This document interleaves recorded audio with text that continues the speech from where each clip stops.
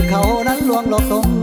คือเขานั้นลวงหลอกตมไปลงคาลมซ้ำสวงไอ้แสนเป็นห่วงแท้เด้นาง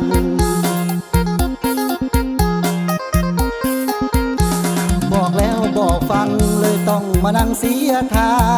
มือเสียดน้ำตาสมใจเจ้าหรือยังอุตส่าห์ร้อยอายมีใหม่อุตส่าห์ร้อยอายมีใหม่สุดท้ายต้องมาซอกซ้ำมันเจ็บละกำซ้ำสวง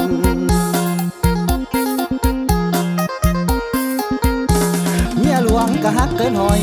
เมียหลวงก็ฮักเกินหอยส่วนเมียน้อยห่วงแน่นเต็มทีแต่ได้ข่าวมาในมือนี้ว่าเมียน้อยถือเขาล้วงถือเขาควงร่วงเล่น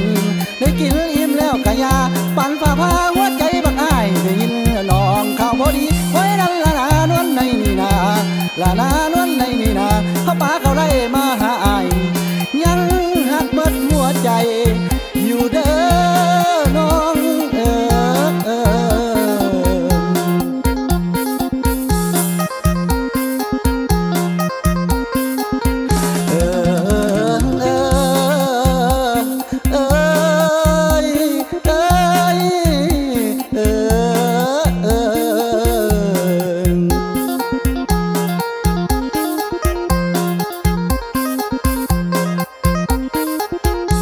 ชีวิตคนหลายเมียคิดแล้วอ่อนเพลียหัวใจ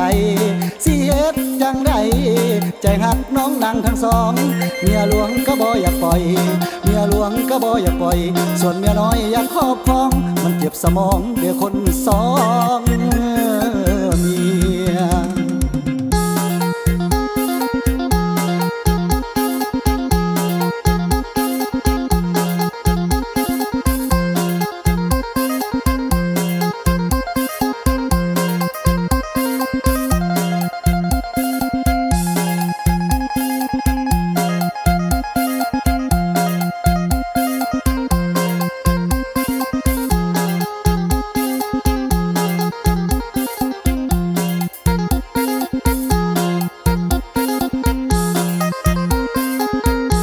เมียหลวงก็ฮักเกินหอย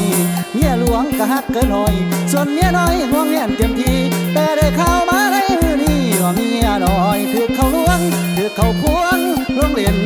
ได้กินอิ่มแล้วกะยาปั่นฝ่าพาหัวใจบักอ้ายได้ยินน้องข่าวพอดีไว้นั่นละนานวลในนี่นาละนานวลในนี่นาเขาป่าเขาได้มาหาอ้ายยังหักเบิดหัวใจอยู่เด้อน้อง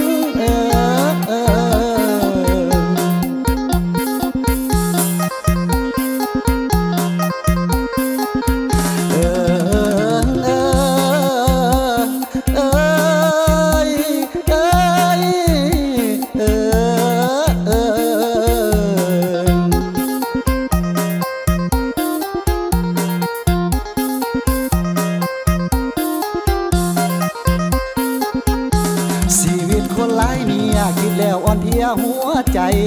สิเฮ็ดจังใดใจหักน้องนางทั้งสองเมียหลวงก็บ่อยากปล่อย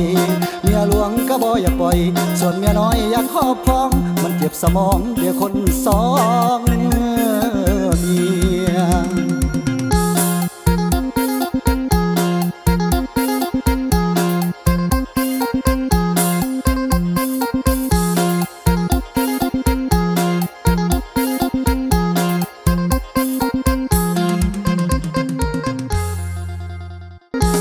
เมียหลวงก็ฮักเกินหอย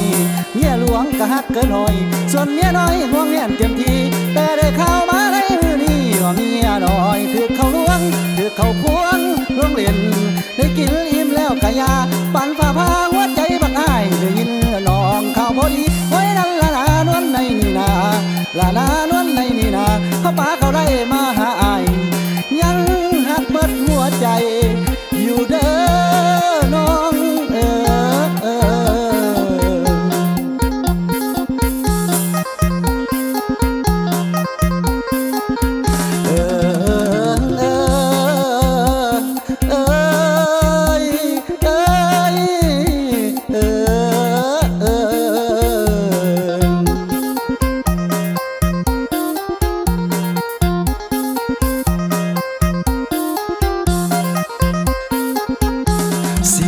คนหลายเมียคิดแล้วอ่อนเพลียหัวใจ